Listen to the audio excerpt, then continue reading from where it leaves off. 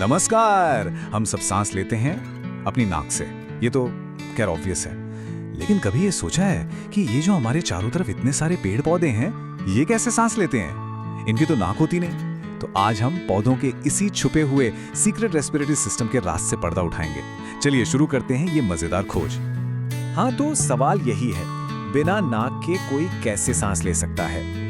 पौधे आखिर कैसे वो कार्बन डाइऑक्साइड अंदर लेते हैं जो उनके लिए जरूरी है, और वो ऑक्सीजन बाहर छोड़ते हैं जो हमारे लिए इतनी जरूरी है? और यकीन मानिए, इसका जो जवाब है ना, वो बहुत ही कमाल का है। तो इसका जवाब है एक बहुत ही खास चीज, जिसे कहते हैं रंध्र। हाँ, रंध्र। अंग्रेजी में इन्हें स्टोमाटा कहा जाता है। हो सकता है ये नाम थोड़ा नया सा लगे, पर पौधों के लिए ये ठीक उतने ही जरूरी हैं जितनी हमारे लिए हमारी नाक। असल में इन्हें पौधों की नाक कहना गलत नहीं होगा। तो ये रंध्र या स्टोमाटा हैं क्या चीज? असल में ये पत्तियों की सतह पर मौजूद बहुत ही छोटे छोटे नन्हे छेद होते हैं। इतने छोटे कि इन्हें हम अपनी आंखों से तो देख ही नहीं सकते, माइक्रोस्कोप चाहिए होगा। और कुदरत का कमाल देखिए, ये ज्यादातर छेद पत्ती के ऊपरी हिस्से पर नहीं बल्कि नीचे की तरफ होते हैं। क्यों? ताकि सीधी धूप से पानी भाप बनकर उड़ न जाए।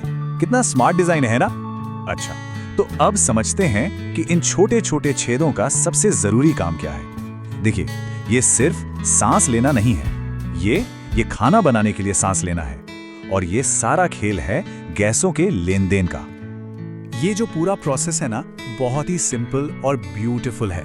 देखिए, स्टेप 1, पौधे इन्हीं रंध्रों से हवा में मौजूद कार्बन डाइऑक्साइड यानी CO2 को अंदर खींच लेते हैं। ठीक है, फिर आता है स्टेप 2, फोटोसिंथेसिस यानी प्रकाश संश्लेषण की वो जादुई प्रक्रिया। इस प्रोसेस से पौधे उस CO2 को अपने लिए एनर्जी यानी अपने खाने में बदल देते हैं। और फिर आखिरी स्टेप, इस पूरे प्रोसेस में एक बायो प्रोडक्ट बनता है, ऑक्सीजन। और पौधे इसी ऑक्सीजन को इन्हीं रंध्रों से बाहर निकाल देते हैं, वही ऑक्सीजन जो हम सांस में लेते हैं। लेकिन कहानी यहीं खत्म नहीं होती।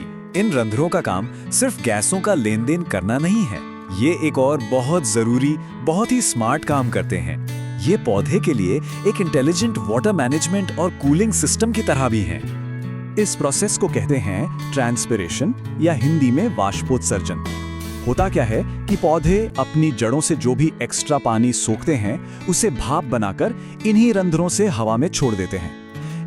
ये कुछ वैसा ही है जैसे गर्मी में हमें पसीना आता है ना, खुद को ठंडा रखने के लिए, बिल्कुल वैसा ही। और इस प्रोसेस के 2 कमाल के फायदे हैं। पहला तो ये कि ये पौधे को ठंडा रखता है, मतलब एक नेचुरल AC की तरह। और दूसरा फायदा तो और भी मजेदार है। जब पानी भाप बनकर इन छेदों से उड़ता है ना, तो वो एक खिंचाव, एक पुल पैदा करता है। और इसी खिंचाव की वजह से जड़ें जमीन से और पानी और न्यूट्रिएंट्स ऊपर पत्तियों तक खींच पाती हैं, ठीक वैसे ही जैसे हम स्ट्रॉ से कोल्ड ड्रिंक पीते हैं। तो अब सवाल ये है कि पौधे ये डिसाइड कैसे करते हैं कि इन रंध्रों को कब खोलना है और कब बंद रखना है? आखिर कोई तो कंट्रोल करता होगा ना। यहीं पर सीन में आते हैं इनके इंटेलिजेंट गेटकीपर्स, गार्ड सेल्स। हर एक रंध्र यानी हर एक छेद के दोनों तरफ 2 स्पेशल सेल्स होते हैं। इन्हीं को हम गार्ड सेल्स या द्वार कोशिकाएं कहते हैं। और इनका नाम ही इनका काम बताता है।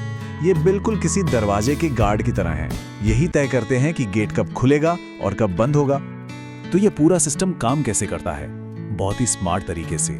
जब पौधे के पास खूब सारा पानी और रोशनी होती है, तो ये गार्ड सेल्स पानी से भरकर ऐसे फूल जाती हैं। और जैसी ये फूलती हैं, बीच में रंध्र का रास्ता खुल जाता है। लेकिन जैसी पानी की कमी होती है या मान लीजिए रात हो जाती है, तो इन गार्ड सेल्स का पानी निकल जाता है और ये ढीली पड़ जाती हैं। और बस रंध्र का दरवाजा कस के बंद हो जाता है, ताकि कीमती पानी की एक बूंद भी बर्बाद ना हो। कितना जबरदस्त ऑटोमेटिक सिस्टम है।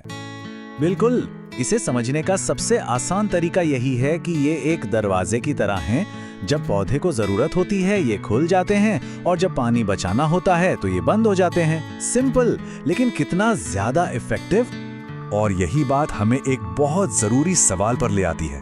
जरा सोचिए, क्या होगा अगर ये छोटे छोटे इंटेलिजेंट दरवाजे काम करना ही बंद कर दें? सोचकर देखिए, पौधे न तो सांस ले पाएंगे, न अपना खाना बना पाएंगे, और आखिर में वो जिंदा ही नहीं रह पाएंगे। ये जो इतना छोटा सा सिस्टम है ना, ये असल में पृथ्वी पर जीवन के पूरे बैलेंस के लिए, और हाँ, हमारे अपने वजूद के लिए भी कितना ज्यादा जरूरी है। सोचने वाली बात है ना? न्यू पैराडाइम में आपका स्वागत है, जहां हम इनोवेशन और ग्रोथ की बात करते हैं। अभी सब्सक्राइब करें।